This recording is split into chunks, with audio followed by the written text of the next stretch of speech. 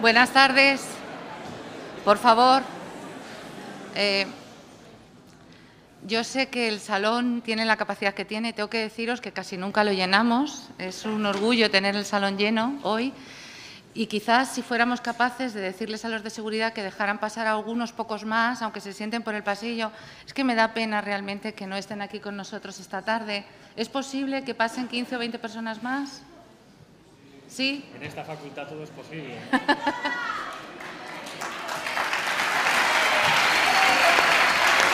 A ver, Enrique.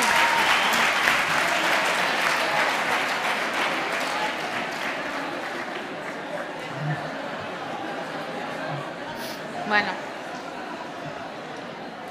esto es como una asamblea. A ver. ¿Pueden pasar más? Que si pueden pasar más. Es Lo que digo, no. lo digo. Digo, por favor, dilo, tú lo estamos diciendo. A ver. Perdonar.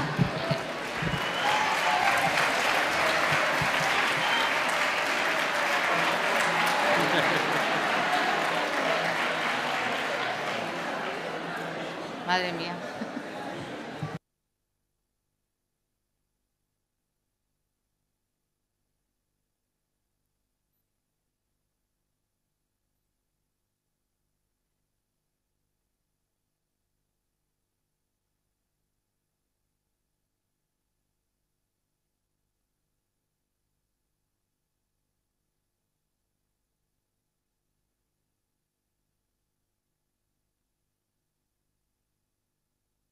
Bueno, si os parece, creo que realmente ya no cabe nadie más. Estamos grabando esto en streaming y lo estamos transmitiendo en streaming y lo vamos a grabar y lo colgaremos también en la página web de la universidad y de la facultad, con lo cual todos aquellos y aquellas que no hayáis tenido la oportunidad o que no la tengan, pues nos verán. Tengo que empezar señalando que es para mí una ocasión muy especial y casi afectiva, porque yo fui profesora de Pablo. ¡Oh! Bien, profesora. En algunas cosas, discutíamos mucho. A ver, fui profesora de Pablo en una materia de sistemas políticos de América Latina. Tengo que deciros que no coincidíamos muchas veces, ¿eh? Discutíamos mucho, pero es cierto, dice que le puse buena nota, le puse una matrícula de honor, o sea que cuando dice por ahí que tiene muchas matrículas, una me la debe. Bueno, es un placer inmenso, ¿de acuerdo?, que contemos esta tarde aquí con Pablo Iglesias, que ha sido, pues eso, un estudiante como vosotros, como muchos de vosotros en esta facultad, pero sobre todo ya pues un investigador, un profesor y ahora un político que sale de estas aulas. Y también con el ex vicepresidente de Bolivia, Álvaro García Linera, al que yo también tuve el placer de conocer, él no se acordará, en el año 2001, cuando él era asesor parlamentario del movimiento indígena Pachacuti de Felipe Quispe y del Evo en la Asamblea, en el Congreso boliviano. Es decir, él es un profesor también universitario que también dio el paso, ¿de acuerdo?, hacia la política. En ambos casos estoy orgullosísima de haberlos traído, de contar con ellos, gracias a Pablo realmente que se ofreció a estar con nosotros aquí esta tarde. Quiero que esto además sirva para indicar que la facultad es un lugar de encuentro, ¿de acuerdo? Siempre ha sido un grandísimo foro de debate, de ideas, de argumentos, de una y otra dirección. Es verdad que nosotros somos una facultad de izquierda, siempre nos dicen lo mismo, pero es cierto que cada vez más, y yo creo que eso es algo muy importante en estas aulas, somos capaces de debatir y de contrastar diferentes ideas. Y, sobre todo, creo que hay algo que hemos heredado y que debemos transmitir a las generaciones futuras, que es el respeto y la tolerancia, de acuerdo a las ideas y los valores de otros y de otras. Por eso es muy importante que estemos hoy aquí, desde nuestras diferentes posiciones, pero de alguna manera tenemos que intentar dialogar e intentar, de alguna forma, también acordar, porque todos estaríamos de acuerdo, fijaros, en que en este contexto en el que estamos asistiendo a un fuerte descrédito de las instituciones democráticas y sobre todo de los actores políticos más relevantes, y no solamente en América Latina, sino también en Europa, creo que efectivamente que haya este tipo de foros y de espacios donde nosotros podamos debatir y podamos, de alguna manera, pues plantear cuáles son nuestras soluciones a los problemas públicos más acuciantes, que en muchos casos son recurrentes, por eso se les llama problemas malditos, pues creo que esta es una buenísima oportunidad. Cuando se me facilitó el título de la conferencia, la verdad es que me sonó raro. Reaccionarismo y fascismo en el siglo XXI. Sobre todo, reaccionarismo era una palabra que nosotros usualmente no estábamos acostumbrados a utilizar. Y sobre todo por una cuestión que me parece también muy importante, y seguramente Pablo hablará de esto, y es que muchas veces cuando pensamos en reaccionario pensamos en conservador. Y el otro día discutía con una profesora de esta casa y me decía, no, Donoso Cortés era un conservador, pero no era un reaccionario. Es decir, ojo, porque efectivamente creo que a veces tendemos a confundir de acuerdo a las posiciones ideológicas. Es verdad, además, que este fuerte descrédito y desconfianza institucional ha hecho que aparezcan outsiders, ¿de acuerdo? Que aparezcan también organizaciones y personalidades, liderazgos extremistas, que creo que no favorecen tampoco la estabilidad de nuestras instituciones. Y por eso es tan importante, y sobre todo desde ambos lados, por decirlo de alguna manera, es verdad que quizás los que estamos aquí en la mesa hemos hecho todos el recorrido de ida y vuelta, América Latina, Europa, Europa, América Latina, pero creo que es importante escuchar las reflexiones de uno y otro lado para comprender este problema. No quiero entreteneros porque sé que no habéis venido a escucharme a mí, que habéis venido a escuchar a nuestro vicepresidente y al vicepresidente de Bolivia. Entonces, quiero empezar, vamos a comenzar la intervención con Álvaro García Linera. Como os he dicho, él es un sociólogo boliviano, ¿de acuerdo? Aunque tuvo su etapa de exilio también. Siempre fue una persona muy comprometida con los derechos humanos y con la libertad, y de hecho eso le costó, no lo vamos a recordar aquí, pero le costó una etapa difícil, vamos a decir, ¿de acuerdo?, de encarcelamiento, y después retomó, por decirlo de alguna manera, pues lo que yo diría que es el pensamiento político y social boliviano más importante o de los más importantes, en torno a un grupo que es muy, muy interesante, que es el Grupo Comuna. Y ahí Álvaro pues, nos planteó, perdón que le llame Álvaro, pero nosotros, y ahí el profesor o el presidente, el ex vicepresidente Álvaro García Linera, pues planteó de alguna manera algunas de las cuestiones que nos han dado, diríamos, ocasión para debatir sobre el empate catastrófico, sobre los problemas de la consolidación del Estado democrático.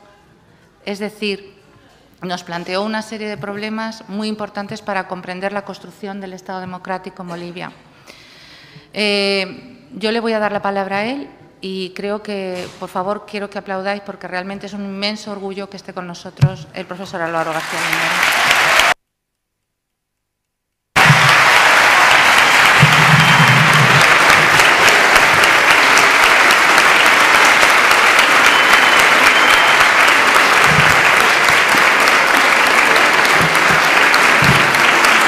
Muchas gracias.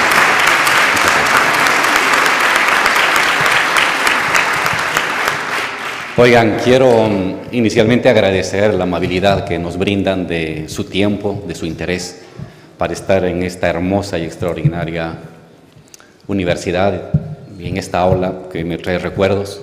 Saludar, por supuesto, al vicepresidente de España, a la rectora. Es para mí un orgullo, un privilegio, un honor estar sentado al lado de estas dos personalidades y no deja de ser emotivo que esté aquí la profesora y el estudiante. Ahora autoridad, eventualmente autoridad, y también profesor y los estudiantes que de aquí eventualmente también serán autoridades, que le devuelve a la universidad esta su capacidad de pensar y de ser un laboratorio de los cambios. En cierta manera, nuestras universidades y las áreas sociales en el mundo, en América Latina, en Europa, se están convirtiendo en lugares donde se están gestando parte de las ideas de la transformación social. Y el caso de España está clarísimo.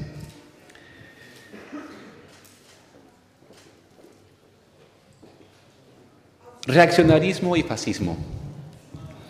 ¿Por qué hablar de esta temática hoy, cuando parece ser que nos estamos refiriendo a que es algo que pasó hace décadas atrás? Cuando uno estudia los regímenes fascistas en el mundo, se refiere a Europa en los años 30, 40 y en América Latina en los años 60 y 70 y que fueran parte de una historia. Pues porque parece ser que la lógica fascista de la acción política no hubiera muerto. Estamos asistiendo a un creciente nacimiento de lo que algunos llaman neofascismo, otros se llaman posfascismo, en fin, pero que evoca a una repetición en nuevas condiciones de formas de acción, formas de lucha política, formas de pensamiento político y formas de organización política que tuvieron una historia nefasta, terrible en el siglo XX. ¿A qué nos estamos refiriendo? Comencemos desde lo más simple. Intolerancia ante el diferente. Los regímenes fascistas en el siglo XX se caracterizaron por ser intolerantes, por identificar al diferente, al adversario, al opositor y al enemigo como una persona que debería carecer de derechos. En el caso extremo, que había que eliminarlo. En el caso medio, que había que encarcelarlo y silenciarlo. En el caso normal, que habría que marginarlo. Es una manera de entender al otro, el pensamiento del otro, el comportamiento del otro y la presencia del otro, caracterizada por la intolerancia. Llega hasta el exterminio físico, pero no es exclusivamente el exterminio físico. Es una manera de cómo me vinculo con el adversario. ¿Quién es el adversario? ¿Es un sujeto de derecho o es un sujeto que carece de las prerrogativas que uno se atribuye a sí mismo? La lógica fascista parte de arrebatarle al otro los derechos, la categoría de ciudadanía que se atribuye a uno mismo. En diferentes gradaciones, el momento extremo, el exterminio. Un segundo elemento es la manera maniquea de dividir los roles y las funciones sociales de las personas en la sociedad. Mujeres para una cosa, hombres para otra cosa, niños para otra cosa, ancianos para otra cosa. Es decir, la construcción de un conjunto de encasillamientos del comportamiento social, que por el bien de la sociedad, por su bienestar, por su pulcritud, como quiera llamarse, tiene que mantenerse, respetarse y, si es necesario, imponerse. A principios del siglo XX, los varones a la producción y a la guerra, las mujeres a la casa y a la procreación, los niños a las guarderías de formación y de adoctrinamiento político, los ancianos a el descanso y mejor la despedida rápida. El fascismo instituye y encasilla funciones que se deben imponer por todas las vías posibles para que la sociedad cumpla una función específica en la cual las personas no puedan intercambiar de roles, ni puedan intercambiar de posiciones, ni de funciones. Una tercera característica es la descalificación, base de la intolerancia, del otro a partir de una devaluación de su condición social, su fisonomía, su origen, su lengua, su color de piel, sus tradiciones, lo que sea. Es racismo. Son formas de clasificar a otros y al clasificarlo de devaluarlo en cuanto persona que pueda aportar al destino del país, de la humanidad, de la sociedad en su conjunto. Es racismo. Seres superiores, seres inferiores, seres más calificados, seres descalificados, triunfadores, perdedores. Y otro elemento importante es el uso recurrente a la violencia para disciplinar, encasillar o devaluar al adversario, al opositor, al distinto. El uso de la coerción, el uso de la violencia como un método de resolución de diferencias aparece en sus distintas gradaciones. Grupos de choque, confrontación social, exterminio, si fuera necesario. Estos 4 ingredientes inicialmente podemos sumar más. Su actitud frente al trabajo, su actitud frente al conocimiento, en fin. Este tipo de comportamientos vuelven a renacer en la sociedad contemporánea, en la sociedad que vivimos hoy nosotros, en la sociedad que ustedes van a enfrentar una vez de que terminen la universidad. Y la pregunta es, ¿por qué está renaciendo esta manera de la lucha política, esta manera de la confrontación política? No soy un estudioso de lo que está pasando en Europa y prefiero referirme fundamentalmente a lo que veo, lo que está pasando en América Latina.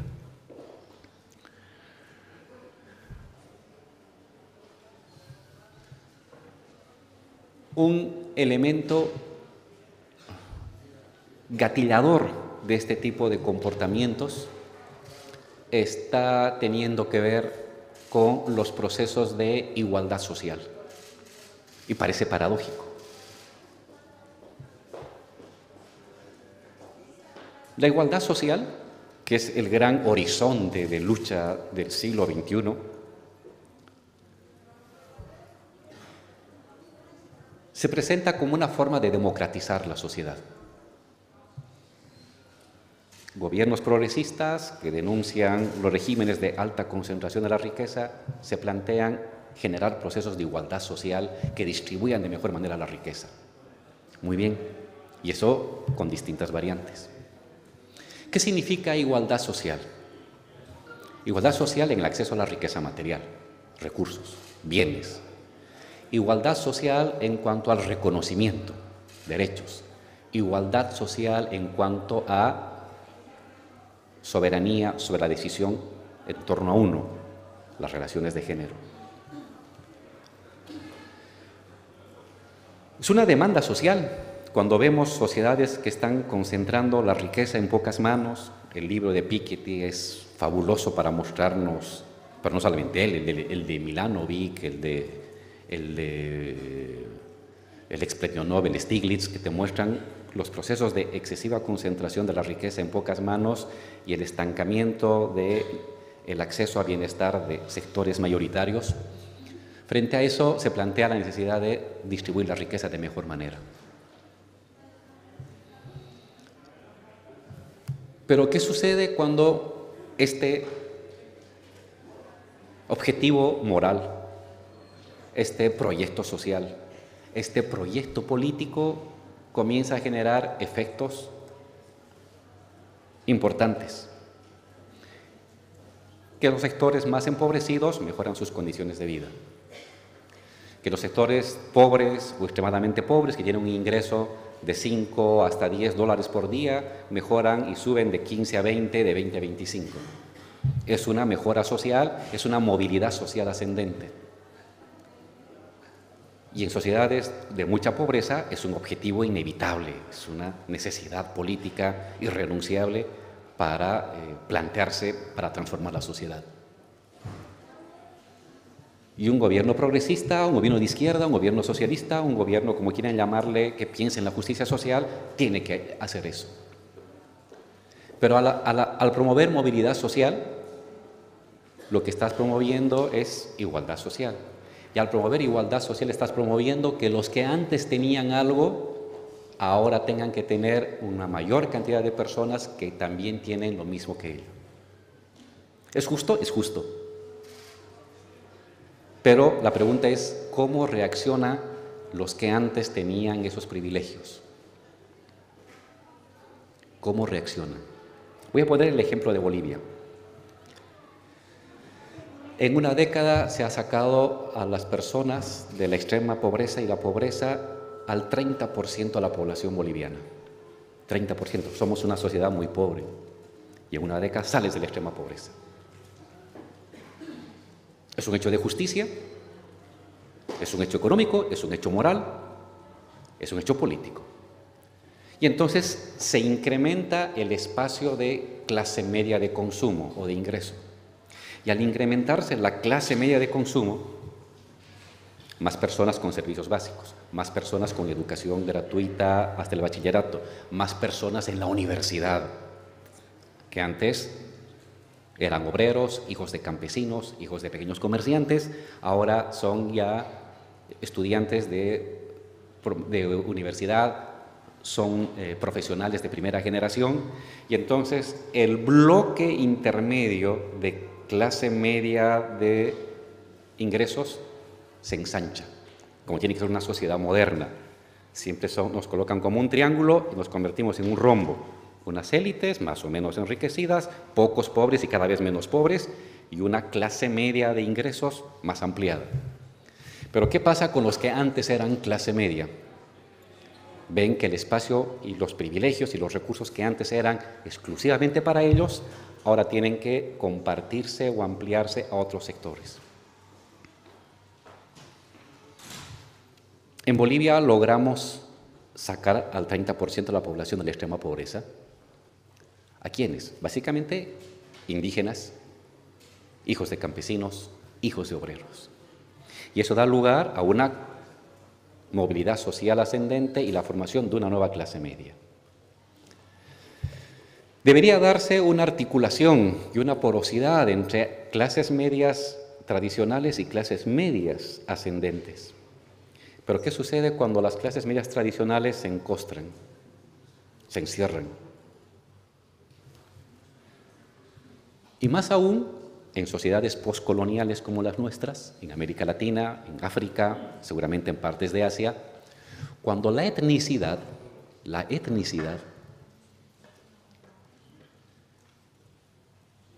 jerarquización de las personas por tu condición étnica, también se devalúa.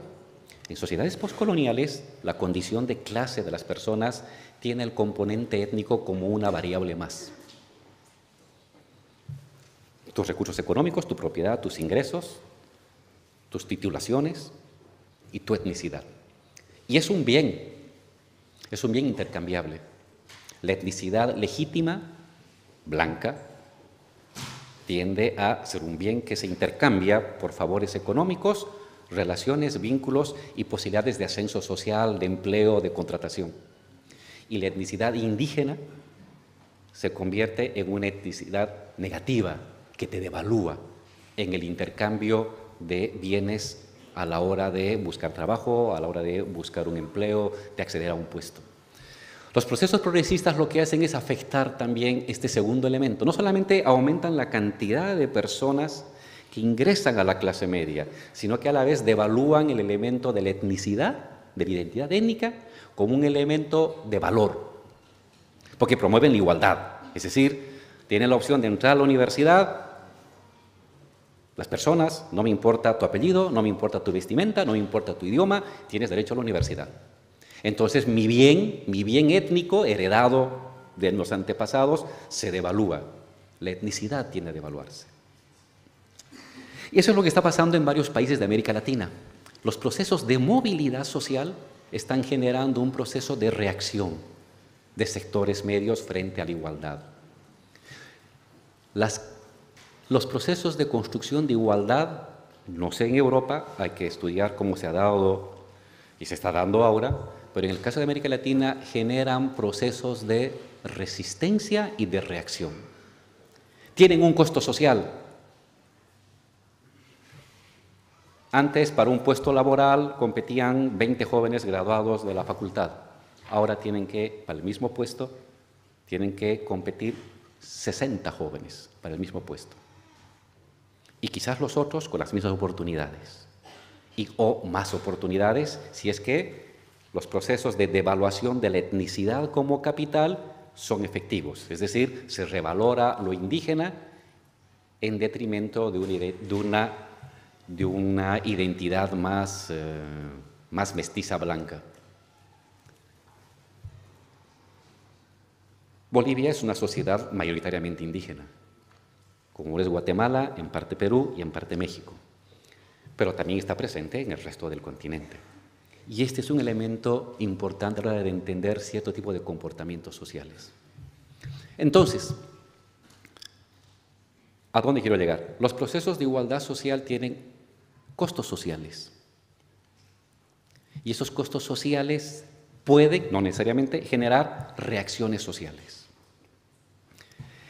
¿Y qué sucede cuando las clases medias tradicionales, que tenían privilegios y cierto tipo de oportunidades por apellido, por tradición y también por mérito universitario o académico, qué sucede cuando ellos se ven confrontados con otra clase media que no comparte los mismos apellidos, que no tiene las mismas tradiciones familiares, que no tiene a veces ni el mismo idioma, a veces que no tiene los mismos hábitos culturales ni las mismas estéticas? Opción 1 es el fusionamiento, los intercambios matrimoniales que permiten diluir las diferencias étnico-culturales.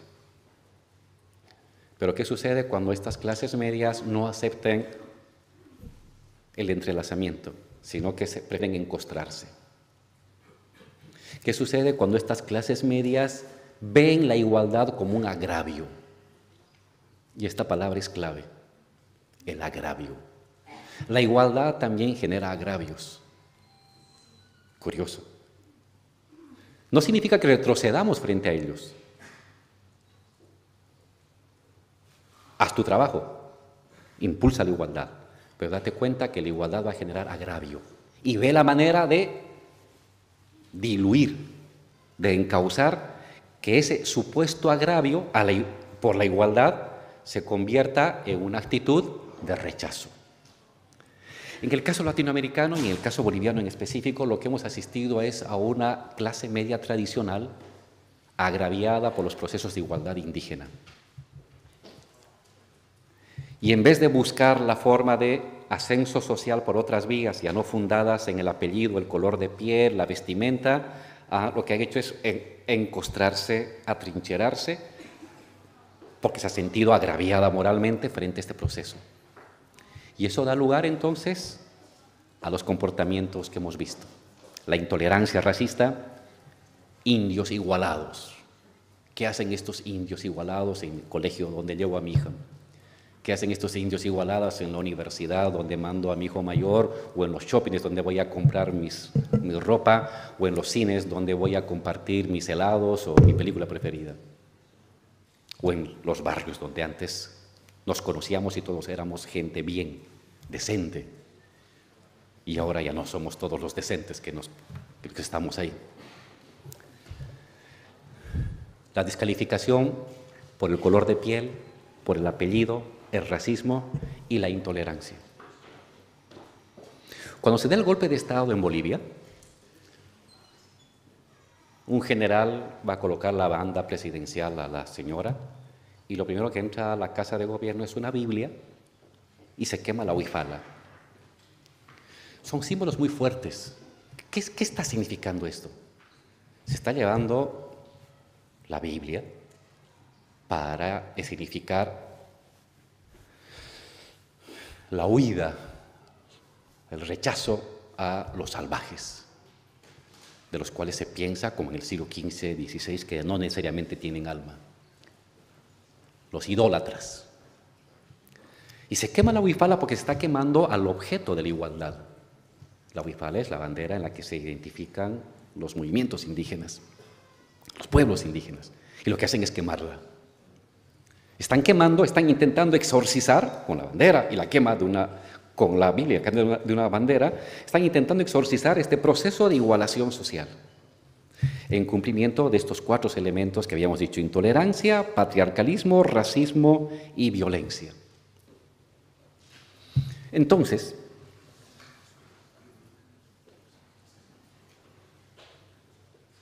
el resurgimiento de los neofascismos en el mundo, en América Latina y en Europa, ¿en qué medida tienen que ver, por un lado, como rechazo a los procesos de igualdad social o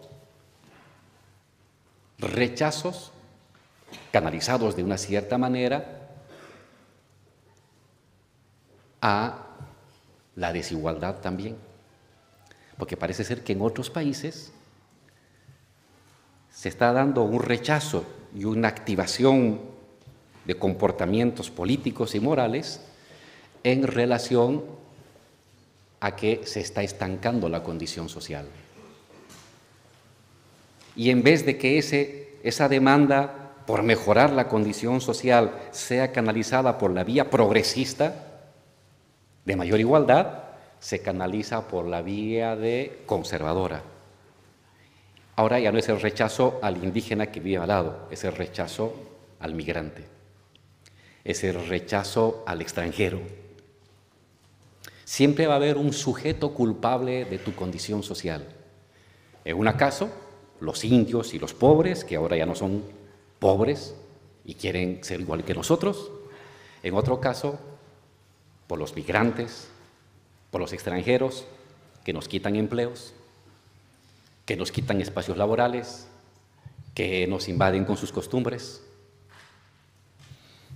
Si ustedes se fijan, en la hipótesis que quiero manejar ante ustedes es el resurgimiento de este comportamiento neofascista. Intolerancia, racismo, patriarcalismo y violencia creciente en la resolución de los conflictos está marcada como respuestas de distinta modalidad a los procesos de igualdad y de desigualdad social. En el primer caso, como una respuesta al éxito de los procesos de igualdad.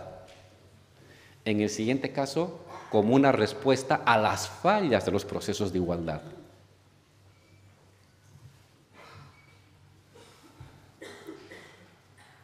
¿A qué quiero llegar?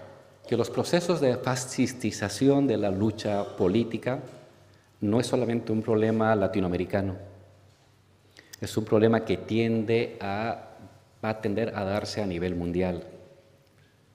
A medida de que avancen los procesos de estancamiento de las clases trabajadoras en sus condiciones de vida, de excesiva concentración de la riqueza, se acumula una parte de la población agraviada en su condición social. Y si no hay una respuesta progresista en la lucha por la igualdad, dentro habrá una respuesta conservadora, una respuesta reaccionaria que incentivará el odio, la intolerancia como un modo de entender y buscar resolver la injusticia que se está viviendo. En cierta medida, la salida fascistoide por el lado de las sociedades donde hay un estancamiento de la movilidad social es el resultado de un fracaso de la izquierda. Los fracasos de la izquierda para promover movilidad social de las clases populares pueden habilitar la emergencia de propuestas fascistoides al interior de los sectores populares agraviados por su estancamiento en condiciones de vida. 2. Los procesos de igualdad social, de movilidad social ascendente, exitosos,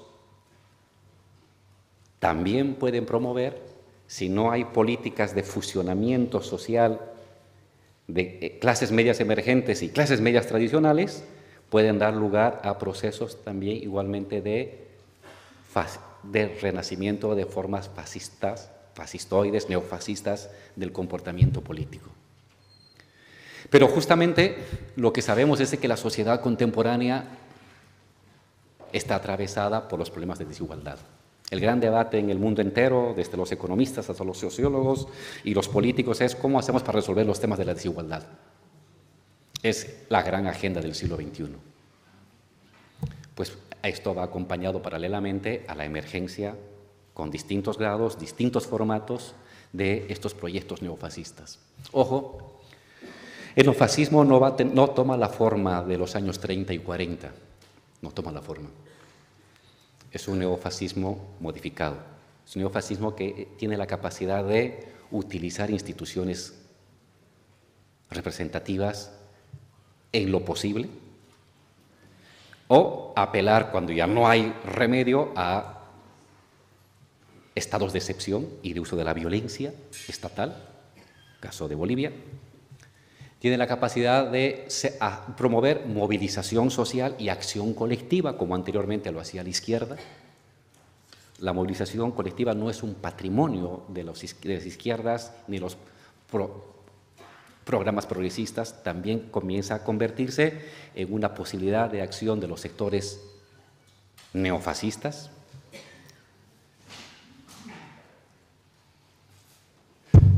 En el caso latinoamericano, la protección de los privilegios de élite y la respuesta al pavor de la pérdida de estatus. En el caso europeo, respuesta a el estancamiento por una vía de atribuirle los males no a la injusta distribución de la riqueza que se está dando en las estructuras institucionales del país, sino por el temor al extranjero, por el temor al extraño, al que no es igual a nosotros. Igual en Estados Unidos. Entonces, este neofascismo comienza a emerger como una salida política a los procesos de igualación exitosos por parte de los agraviados por la igualdad o como una respuesta a el estancamiento de los procesos de igualdad y de movilidad social en las sociedades más desarrolladas.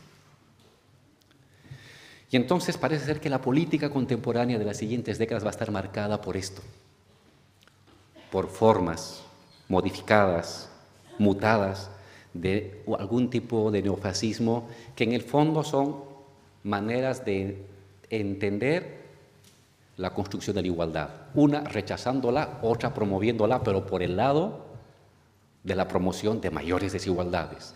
La desigualdad vivida como agravio la descargo en la desigualdad hacia otros. En vez de vivir la desigualdad como una búsqueda para transformar hacia la igualdad frente a las estructuras de poder dominantes, lo que hago es descargar toda la rabia, el odio y la responsabilidad hacia los otros que están fuera. ¿Hay un remedio frente a eso? Y con esto quiero cerrar. En el caso de América Latina, sí. Porque resulta paradójico. ¿Cómo es eso de que que emerge proyectos neofascistas contra la igualdad? Y la clave es que no solamente los gobiernos progresistas y los proyectos de transformación social deben preocuparse por los más pobres, los más humildes, los necesitados de siempre, sino que también tienen que tomar en cuenta mecanismos de movilidad social de los sectores medios.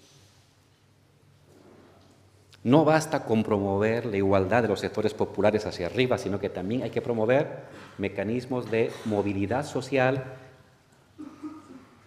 más lentos, pero movilidad social de los sectores medios y crear mecanismos de interpelación, de diálogo, de recepción de la demanda que pueda venir de los sectores medios hacia los gobiernos.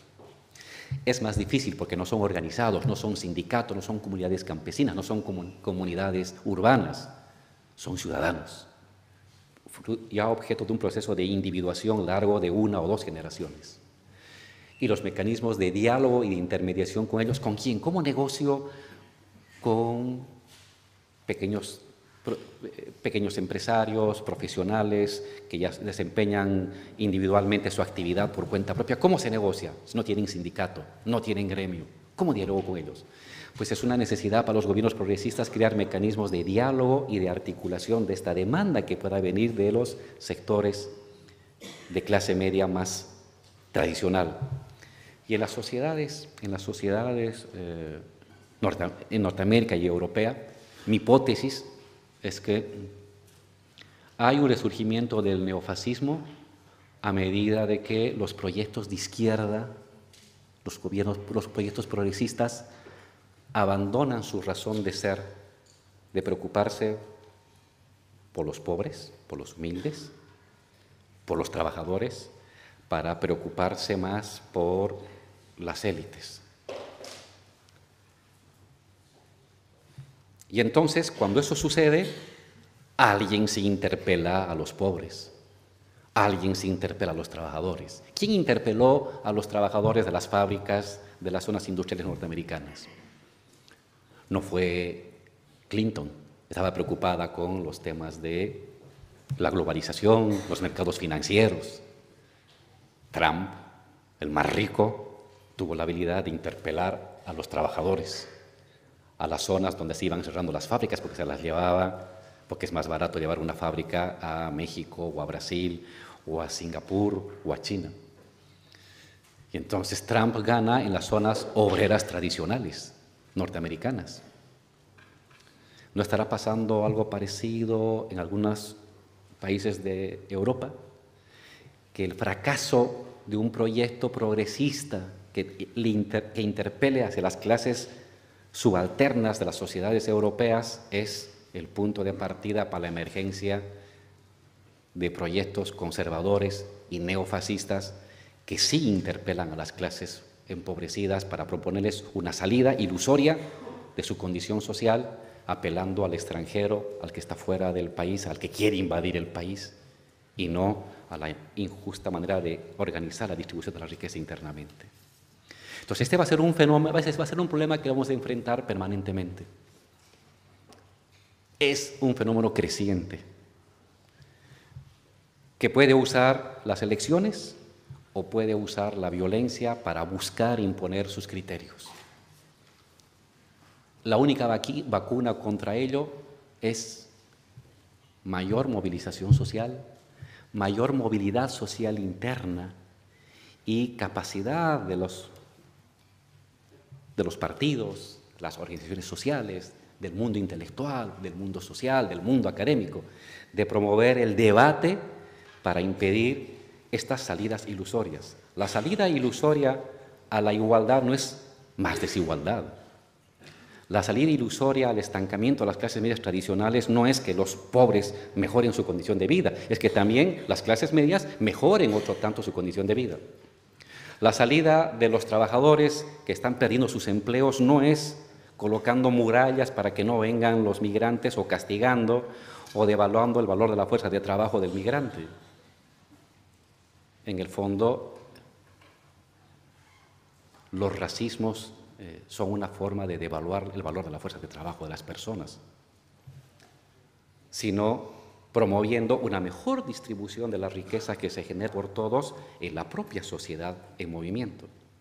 Entonces, ahí está la gran labor de la academia, del pensamiento social, de los partidos políticos como núcleos de elaboración de propuestas, de interpretaciones y de sentido de la realidad para impedir de que esto que se presenta ahora puntualmente, pero transversalmente en las sociedades del mundo, pueda prosperar. No me imagino un mundo en que el enemigo sea el indio. No me imagino un mundo en el que el enemigo sea el negro. No me imagino un mundo en que el enemigo sea el pobre. Ese es el riesgo. Que el enemigo de tu condición, de tu estancamiento o de tu malestar sea el más indefenso, el más necesitado o el subalterno. El riesgo es que vayamos a ese tipo de búsquedas. Y justamente ahí es nuestra obligación abrir vías de interpretación y de propuesta en que la salida no sea agraviar más al agraviado, sino distribuir de mejor manera lo que se tiene en todo el país para que nadie se siente agraviado. Muchas gracias.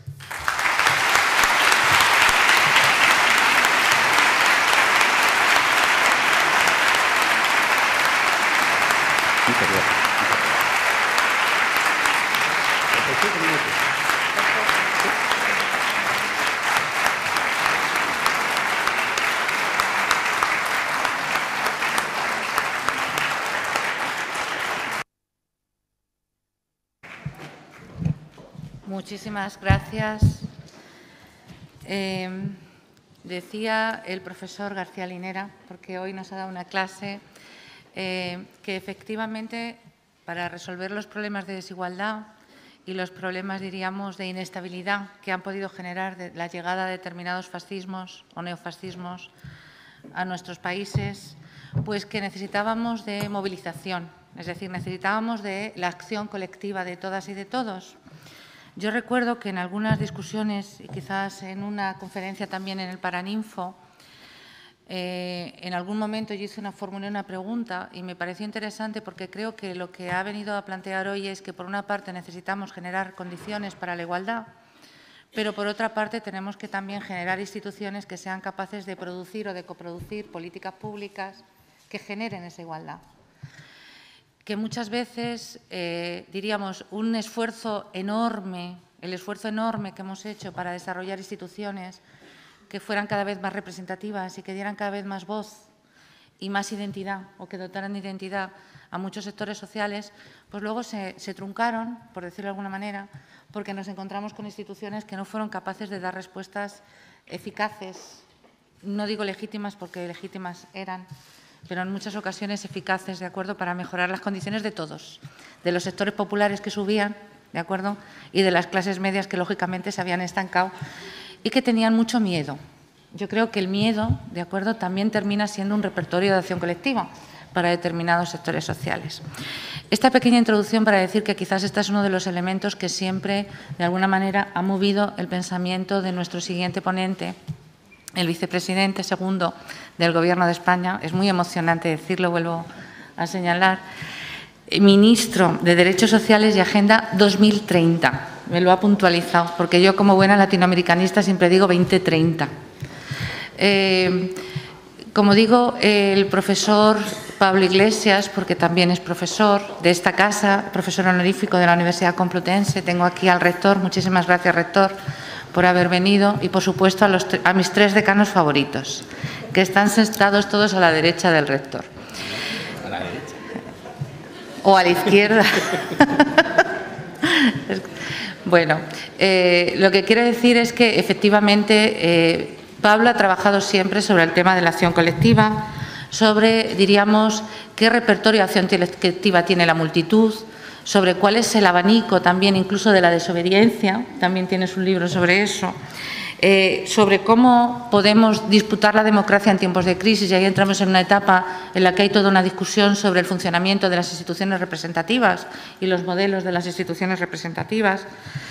Es decir, realmente tiene, de acuerdo, incluso también tiene editado un libro sobre Bolivia, Bolivia en Movimiento, con Jesús Espasandín, que ha sido muy importante también para muchos de nosotros para comprender la realidad boliviana. Quiero decir con esto que creo que realmente su participación hoy aquí en esta casa es como recuperar un hijo pródigo. Sé que su intención es volver, ¿de acuerdo? Él lo dirá ahora mismo y, por supuesto, yo lo que le he transmitido es diríamos, el interés de la Universidad Complutense y, sobre todo, de nuestra facultad, porque para nosotros es muy, muy importante tener una persona como él, ¿de acuerdo?, en el Gobierno de este país. Muchas gracias, Pablo. Gracias, Pablo.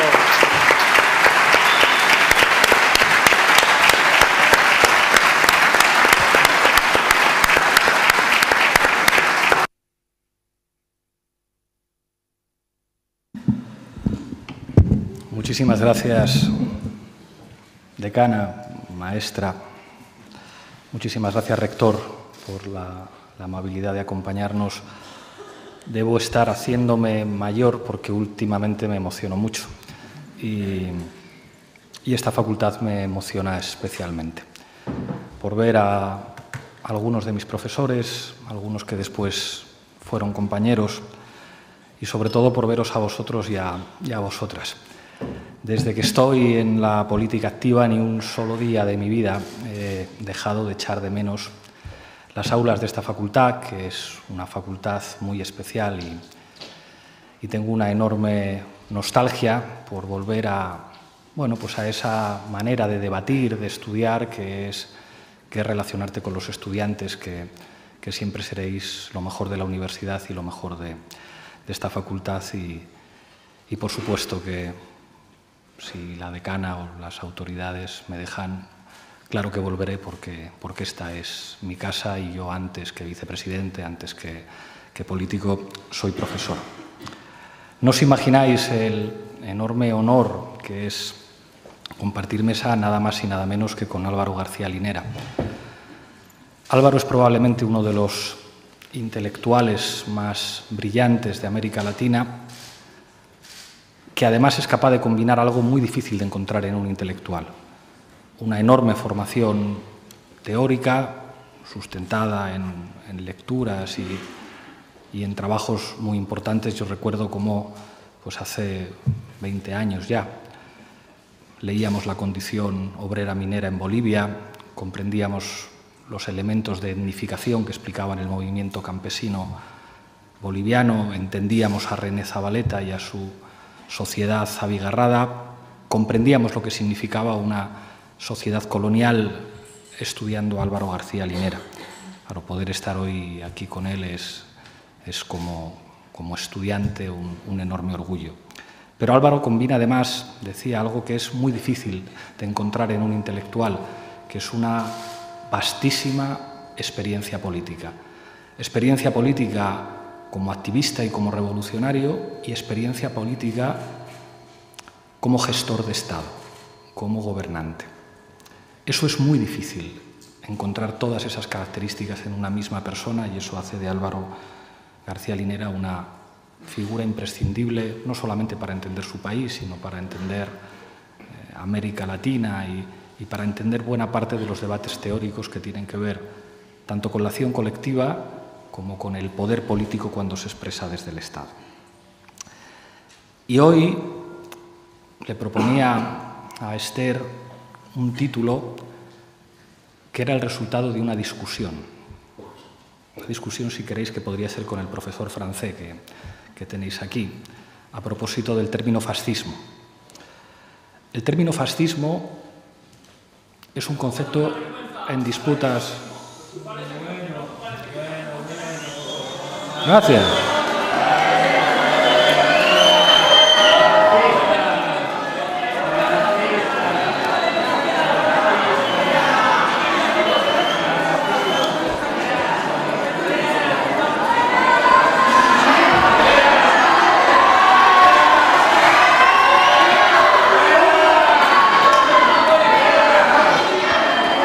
Mi propuesta sería que os dieran un micrófono para poder escucharos.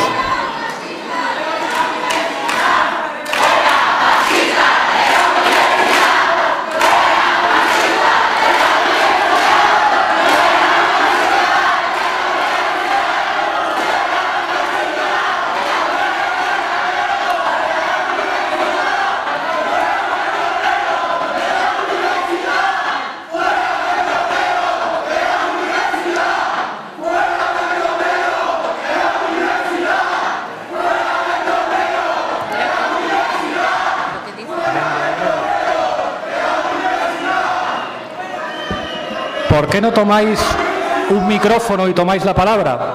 ¿Podéis entregarles un micrófono a esos estudiantes, por favor?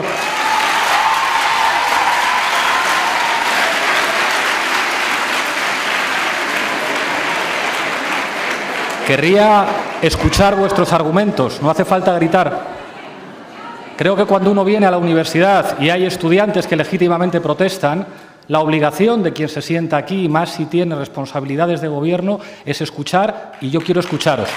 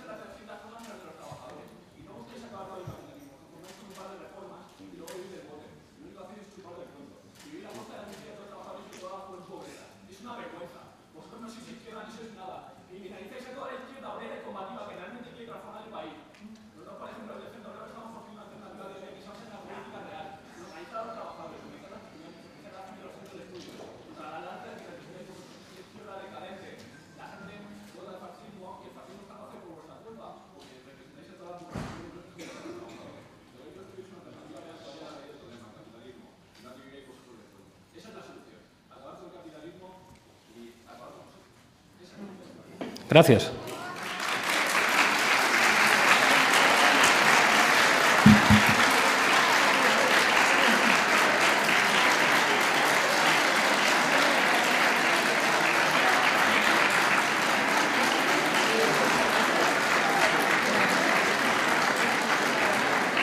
Fíjate, creo que dices algunas cosas que son ciertas, pero sin ningún paternalismo, si me permites un consejo, la radicalidad que tiene uno no está en lo que dice, sino en lo que consigue. Muy bien.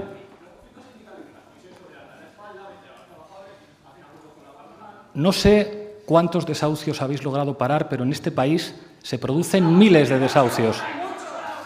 Yo te he escuchado a ti, compañero, no te he interrumpido en ningún momento. Creo que podremos discutir sin interrumpirnos.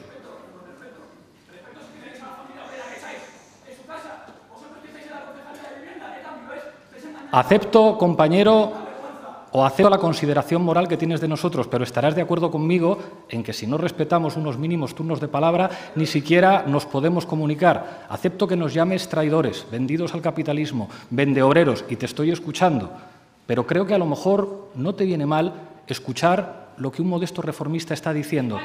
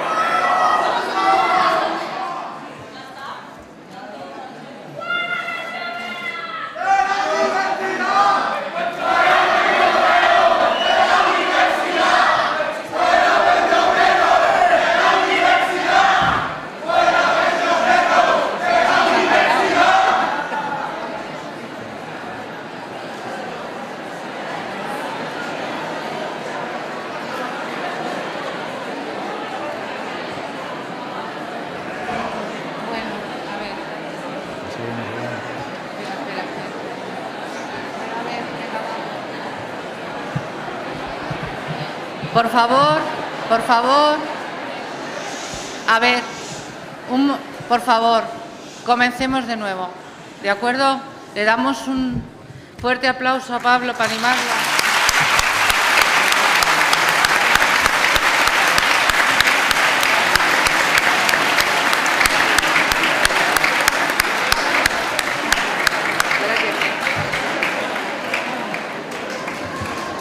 Bueno, tampoco es para tanto y creo que sería absurdo que cualquiera se hiciera la víctima por un incidente así. Creo que hubiera sido mucho más interesante tener una discusión y, en fin, poca cosa. Fascismo. Decía que el término fascismo es un término complejo, es un término que genera enormes discusiones entre politólogos e historiadores. Decía que esto es un tema en el que es especialista el profesor Francé y hemos discutido alguna vez sobre esto. Hay una noción restringida del fascismo que lo restringe históricamente y espacialmente. Dice, solo se puede hablar de fascismo en Italia y en Alemania en los años 30. A mí me gustaba mucho cuando daba clases recomendar películas. Si queréis ver, digamos, una noción de fascismo italiano tradicional, podéis ver Novecento de Bertolucci, donde veis el fascismo como una expresión de la organización política de los propietarios agrarios frente al empuje del movimiento campesino. Esta noción, a mi juicio, demasiado estrecha y poco funcional en términos politológicos e historiográficos, ha llevado a algunos científicos sociales a decir que en España no hubo fascismo porque en España faltaban los ingredientes de modernidad propios del fascismo italiano y del fascismo alemán. De esta manera, Ramiro Ledesma Ramos o José Antonio Prima de Rivera habrían sido admiradores de Italia, pero sin capacidad de traducir esas ideas en España. De los ingredientes fundamentales del franquismo habrían sido el pensamiento católico más conservador y, por lo tanto, no cabría hablar de fascismo en España. Yo no estoy de acuerdo con este planteamiento. Creo que manejar nociones de fascismo un poco más elásticas nos permiten entender una pluralidad de fenómenos políticos, tanto en términos temporales. El fascismo no solamente es un fenómeno de los años 30, como en términos geográficos. No es el fascismo solamente un fenómeno italiano o alemán, es también un fenómeno español y también sirve incluso para entender ciertos fenómenos políticos en otras latitudes, por supuesto, en algunos países del continente americano, pero incluso en países con códigos culturales diferentes a los europeos o de origen europeo. Pero es verdad que aún así sigue siendo una noción problemática. La noción de antifascismo tiene vida propia y se identifica el antifascismo como el resultado constitucional de la Segunda Guerra Mundial. De esta manera se habla de constituciones antifascistas, como la Constitución italiana del año 48, que de alguna manera establecen proyectos nacionales de país fundamentados en un contrato social que protege los derechos sociales.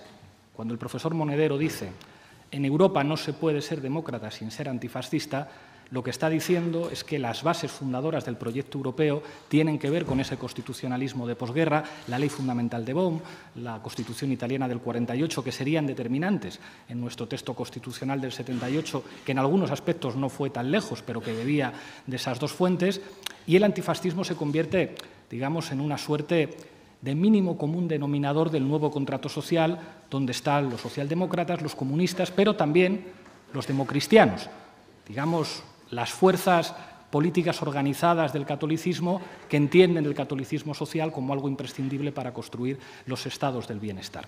Es decir, el antifascismo como noción constitucional tiene vida propia. Y luego es verdad que hay una serie de riesgos que tienen que ver con la banalización del término fascista. Es muy habitual en la gente de izquierdas utilizar la palabra fascista como insulto un tanto gratuito a cualquier conservador o a cualquier reaccionario. Tú eres un facha o tú eres un fascista. Y eso muchas veces banaliza lo que significa el fascismo cuando fascismo se utiliza como insulto. Por eso quería proponer en esta conferencia manejar un término quizá menos sexy, menos sensual politológicamente, como reaccionarismo. Sabiendo que el fascismo está y que el fascismo aparece, lo acabamos de ver en Grecia, con tipos insultando a mujeres cuyo único delito es escapar de la pobreza, pero entendiendo que reaccionarismo puede ser un término más pacífico, que no nos haga discutir sobre el significante para tratar de agrupar una serie de fenómenos políticos de alcance global. Fenómenos políticos que se pueden dar en sociedades poscoloniales, fenómenos políticos que se pueden producir en los Estados Unidos o que se pueden producir en países europeos y en particular en España, que es de lo que quiero hablar yo hoy, del reaccionarismo de extrema derecha en España. Creo que la palabra fundamental para entender lo que significa reaccionarismo es la palabra contrarrevolución. Antes lo explicaba Esther muy bien. Decía, Donoso Cortés no es un reaccionario, es un conservador. El reaccionarismo no es conservadurismo. El reaccionarismo se construye sobre una revolución previa. El reaccionarismo no pretende tanto una vuelta atrás como la introducción de nuevos ingredientes que tratan de oponerse, de frenar revoluciones sociales que se están produciendo. En cuanto ejemplifiquemos esto un poquito, lo vamos a entender muy bien. Este reaccionarismo de extrema derecha, que responde fundamentalmente a una revolución que se está produciendo en nuestras sociedades y en particular en la sociedad española, que es el feminismo, que es la lucha social de las mujeres, en España tiene diferentes expresiones. No son solo expresiones estrictamente políticas en términos partidarios. Alguien podría decir, con toda la razón, podría señalar la obviedad, ahora en España tenemos un partido reaccionario de extrema derecha, que es Vox. ¿Correcto? ¿Esta es la única expresión del reaccionarismo en España? Yo creo que no. Para empezar, Vox se ha convertido en la fuerza política con capacidad para establecer un reparto simbólico de posiciones que condiciona al resto de las derechas políticas. Condiciona e incluso destruye. Yo creo que es un consenso en la comunidad politológica de nuestro país que la reducción de Ciudadanos a una expresión muy pequeña tiene que ver con la emergencia de un partido de extrema derecha. Creo que es un consenso entre politólogos que de alguna manera Vox está condicionando todos y cada uno de los pasos políticos que puede dar el Partido Popular.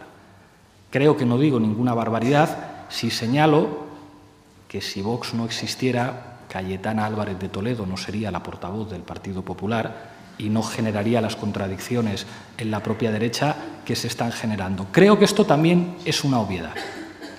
La extrema derecha política disciplina al conjunto de las derechas, las condiciona, les impone la agenda y les impone los términos de la batalla cultural e ideológica. Discutamos de problemas que no existen, como el famoso PIN parental, muy al estilo de Bolsonaro.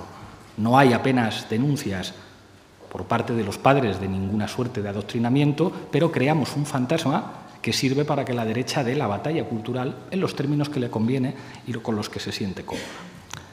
Pero ese reaccionarismo tiene también una dimensión mediática, que muchas veces se ignora, que es básicamente la reacción a la libertad de expresión y a la democratización de la información que ha implicado Internet, las redes sociales y las facilidades para que haya prensa digital, que es incuestionablemente un avance democrático.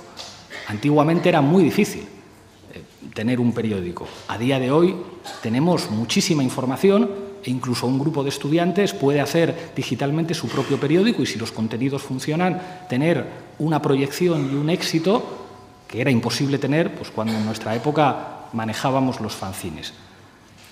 Esa democratización que han permitido las tecnologías de la información y las comunicaciones es un fenómeno positivo, pero hay una reacción. Hay un fenómeno reaccionario que se traduce en algo que es muy sencillo de explicar, la normalización de la mentira como arma política. Uno puede entender que, lógicamente, cualquier medio de comunicación tiene una línea editorial, no faltaba más. Eso es propio de las sociedades democráticas y que, por lo tanto, las líneas editoriales lo que hacen es enmarcar los famosos frames que explicaba Marisa Revilla en sus clases sobre movimientos sociales, que sirven para enmarcar la manera en la que se cuenta una información. Digamos, adaptar la información a unos determinados valores. Esto es completamente normal y deseable en una sociedad democrática. Incluso el debate sobre si se manipula más o se manipula menos es también un debate democrático saludable. Ese no es el problema. El problema es cuando se normaliza la mentira como instrumento político, cuando la mentira no es excepción y la mentira se convierte en norma. Esto es una cosa que en la campaña de Bolsonaro fue determinante, que fue la difusión de bulos a través de las redes sociales.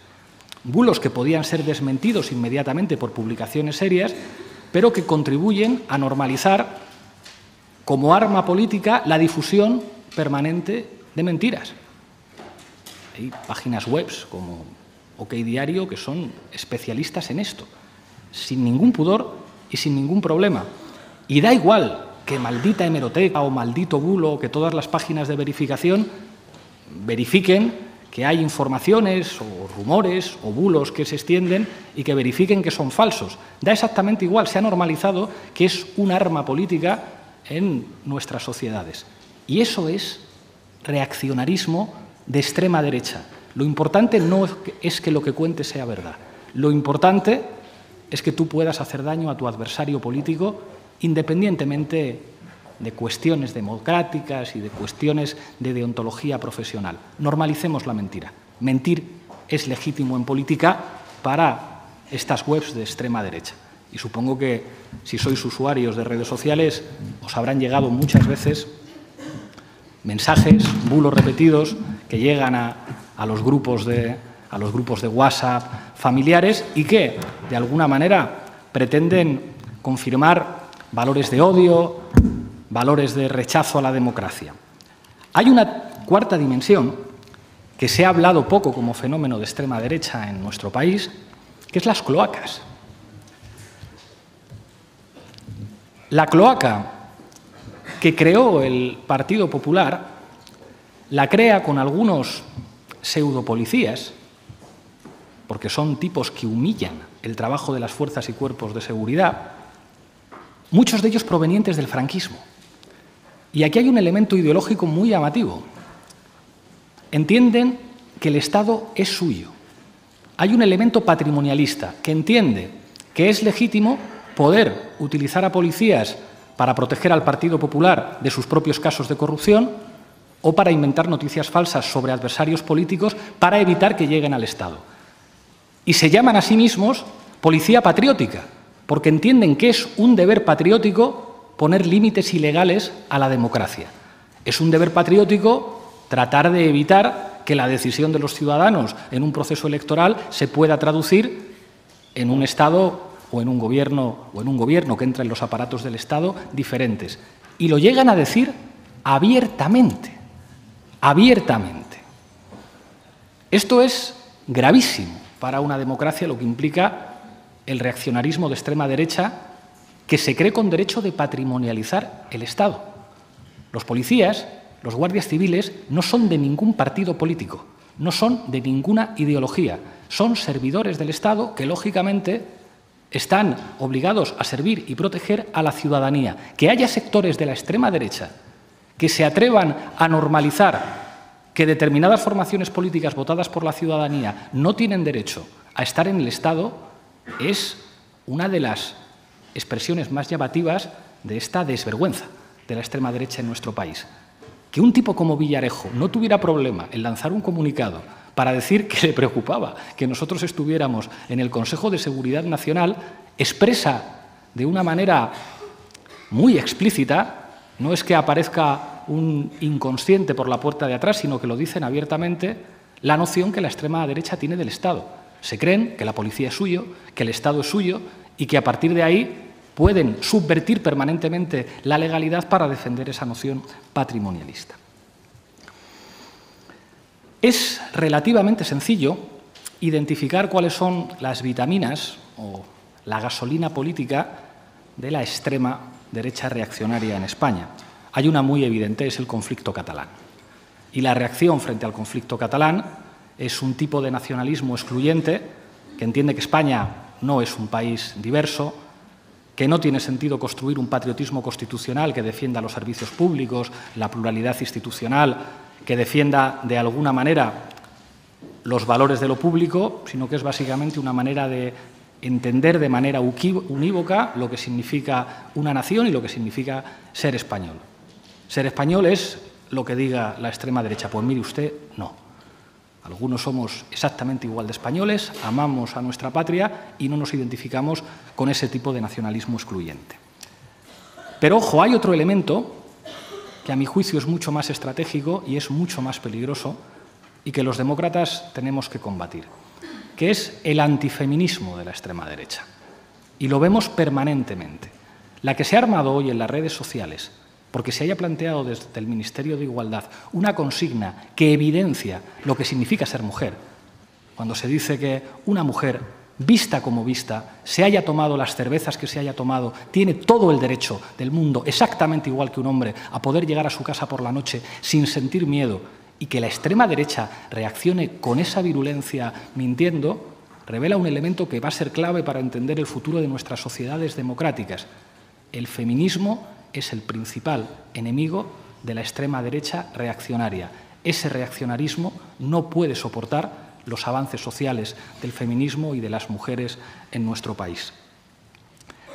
Y además, estamos en una situación en la que una extrema derecha española con unas características, digamos, ideológicas muy particulares, thatcheriana en lo económico, digamos, no preocupada por las cuestiones sociales, está empezando a entender cómo se mueven algunas organizaciones de la extrema derecha en Europa y está abriéndose algunos temas más salvinianos que le pueden permitir intentar construir la disputa política en otros terrenos.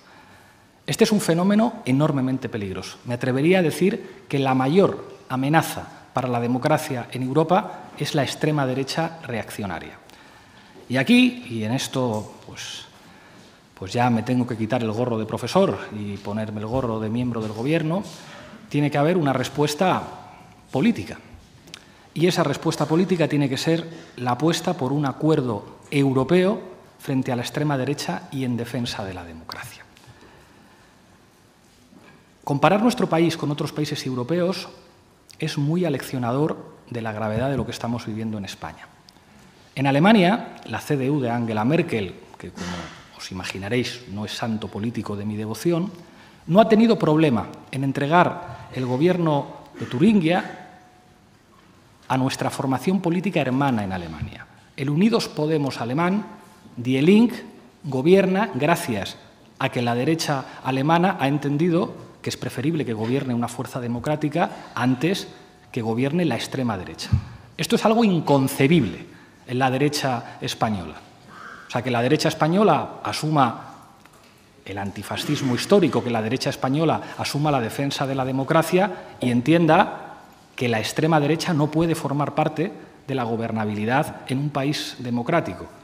Por el contrario, la derecha en nuestro país ha devenido poco a poco extrema derecha también y de la mano de Aznar y no solo apuesta que el futuro de nuestro país tiene que ser gobernar con la ultraderecha y con la extrema derecha.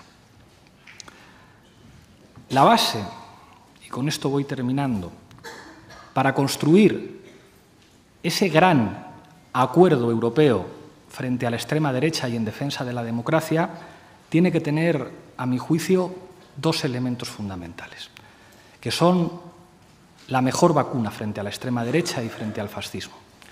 El primero son los derechos sociales.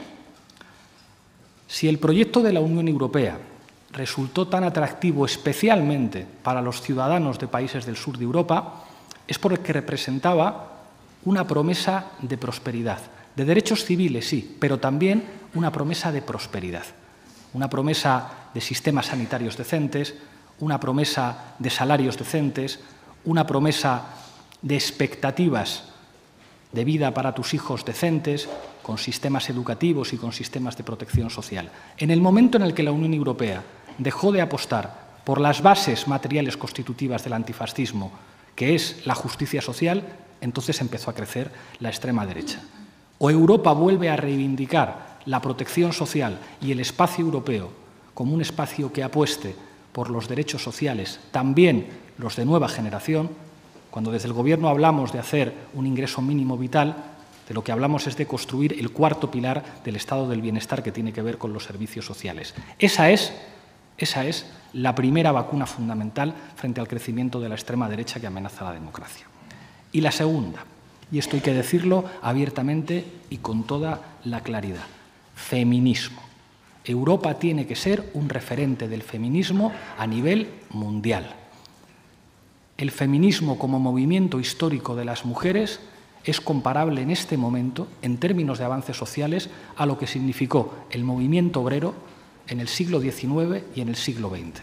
Feminismo significa redistribución, feminismo significa poner los cuidados que son determinantes en la actual fase de producción capitalista en estos momentos y poner los derechos de la gente y la vida en primer lugar.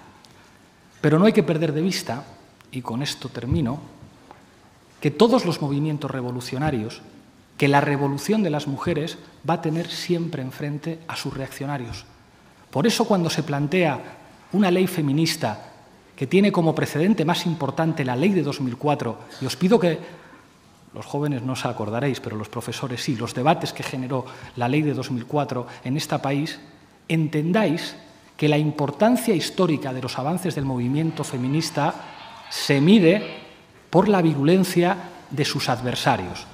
Esos reaccionarios de extrema derecha que son antifeministas y que insultan a las mujeres representan la reacción frente a una revolución que tiene que ser imparable y que os habéis ganado las mujeres en las calles, Si esta ley es posible, no es porque el Gobierno lo hagamos muy bien, es posible porque las mujeres llenaron todas las plazas de nuestro país, es porque las mujeres fueron capaces de hacer una huelga que sorprendió a las centrales sindicales y nos sorprendió a todos. Y ese tiene que ser el ingrediente político fundamental para un gran acuerdo europeo frente a la extrema derecha.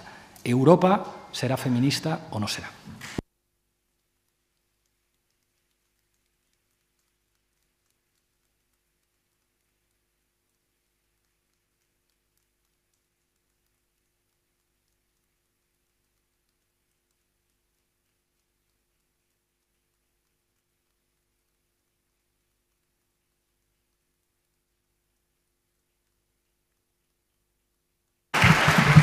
Muchas gracias.